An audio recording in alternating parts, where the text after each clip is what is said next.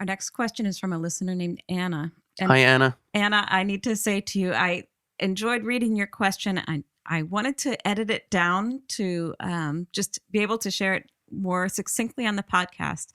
But I don't want to say it in your voice because I did kind of, summarize it. So I'm going to say what I got from her question here. Good. So Anna and her fiance, they're both faithful Catholics and are getting married soon. Mm-hmm.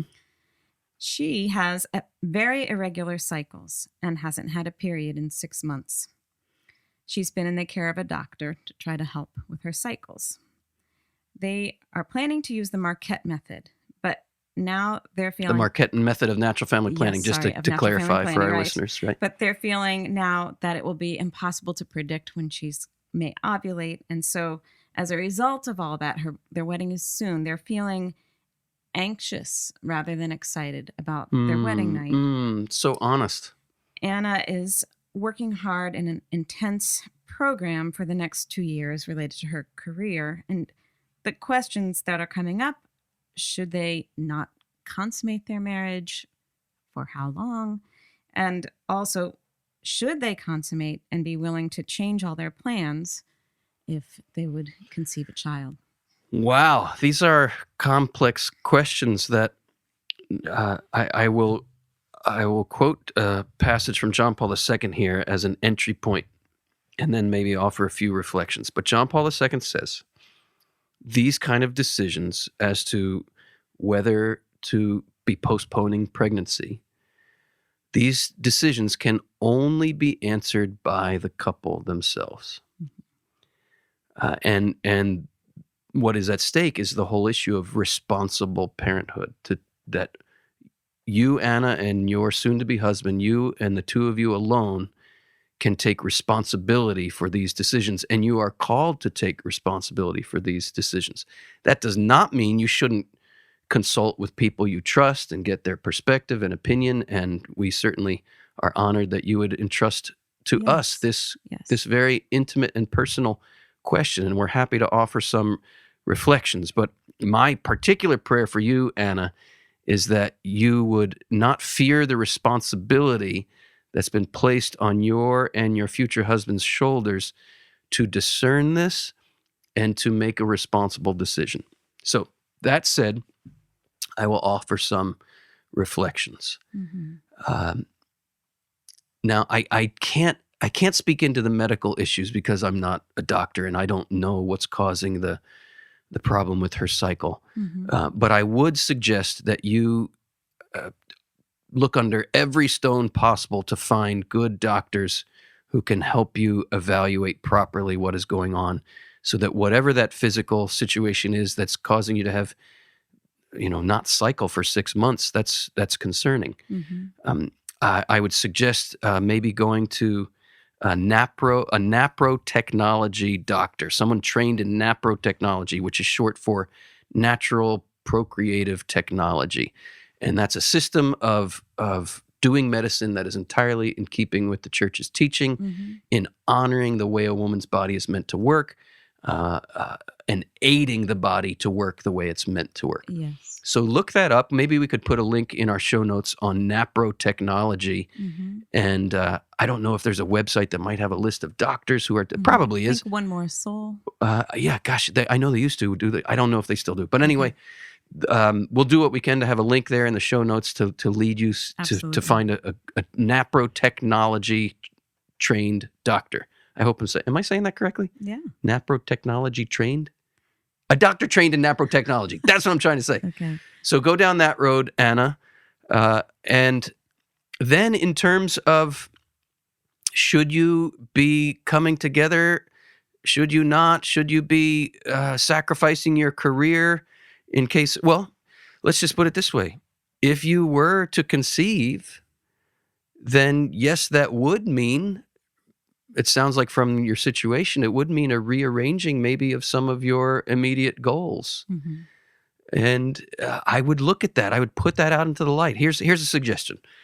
Put out into the light, you and your fiance, all of the possibilities, right? You get married and you abstain from intercourse until you have medical help to figure out what's really going on. That's an option.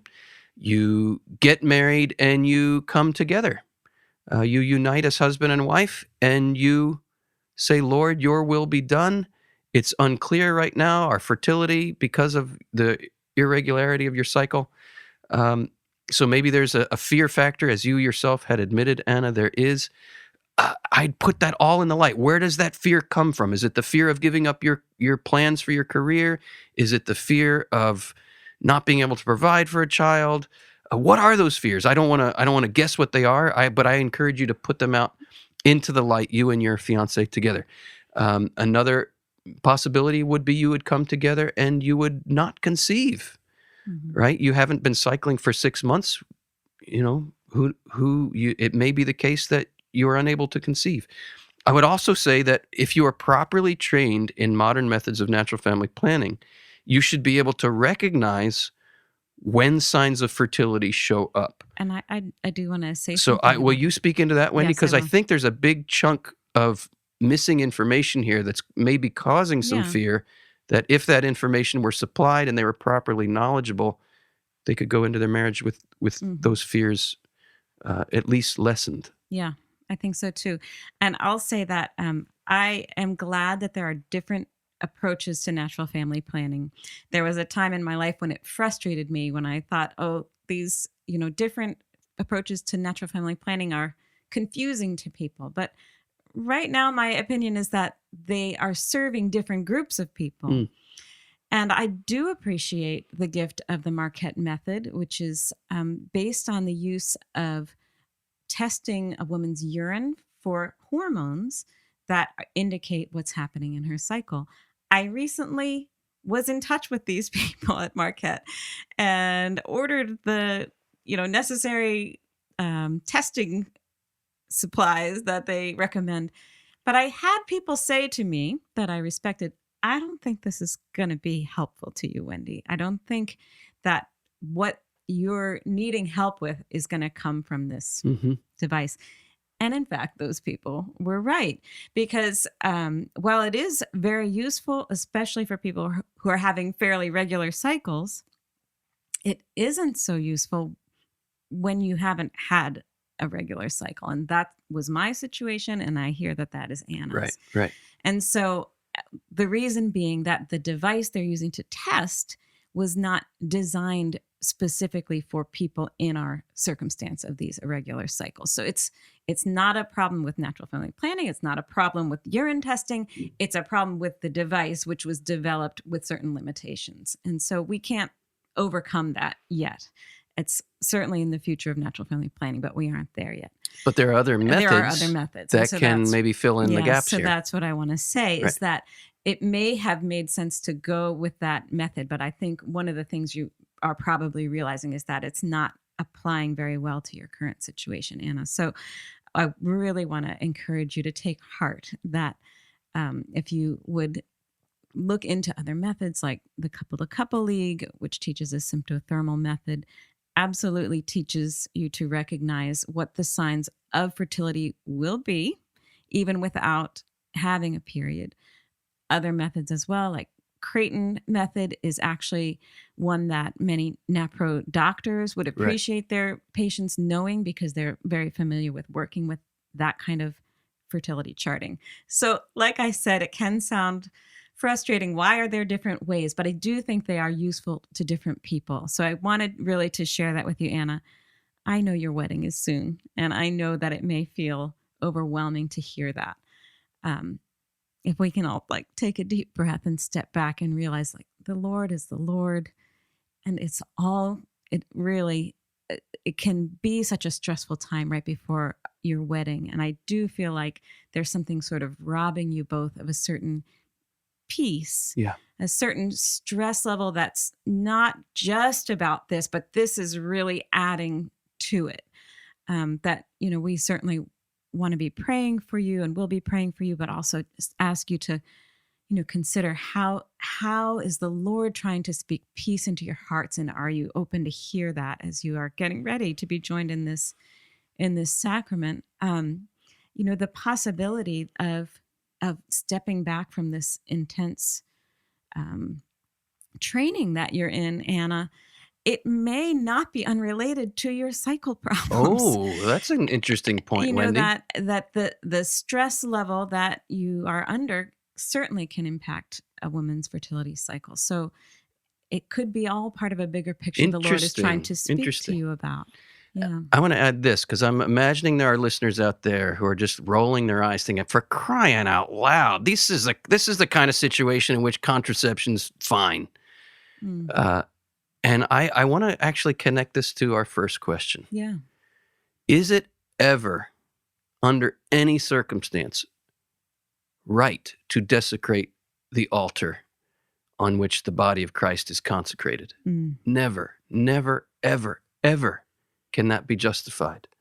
When we understand the holiness of what is happening when the two become one flesh, to render willfully that act sterile is another kind of desecration of something holy. Mm.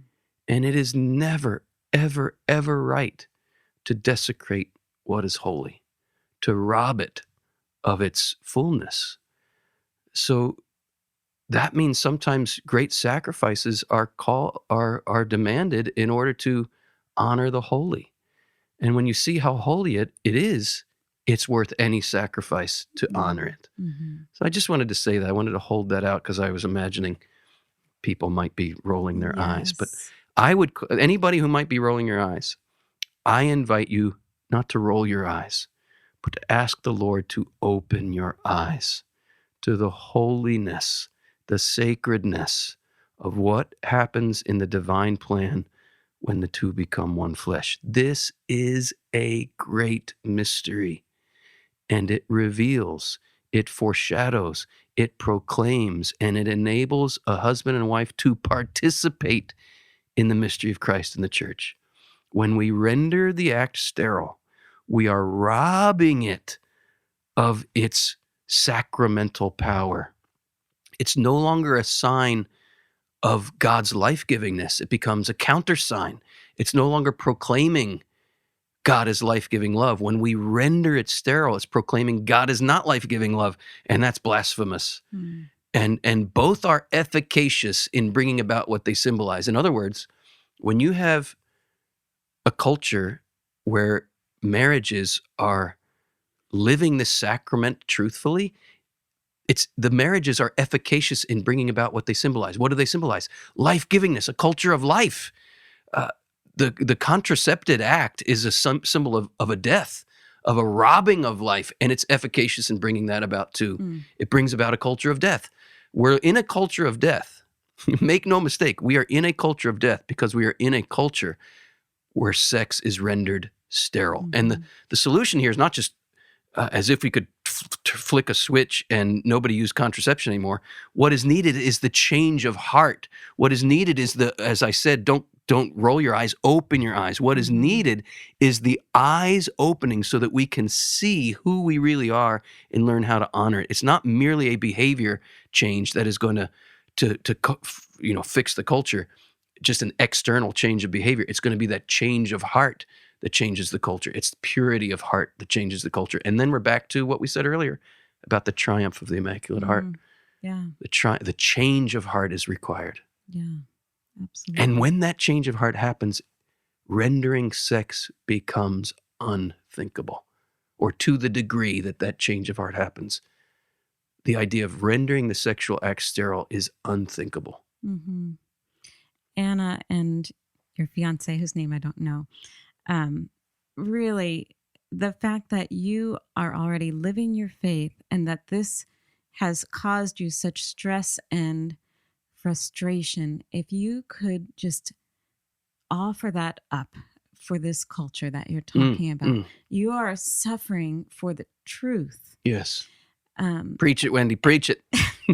The Lord wants to use that for good. Yes, yes. Please. Your suffering is valuable. Remember the holiness of your marriage, the holiness of your bodies, the goodness of your fertility, of your reproductive organs. Yes. Like, really, let the Lord speak to you of that, and let not any doubts about that enter into your decision making. Amen. Just trust Him. He is a good God who has good plans for you.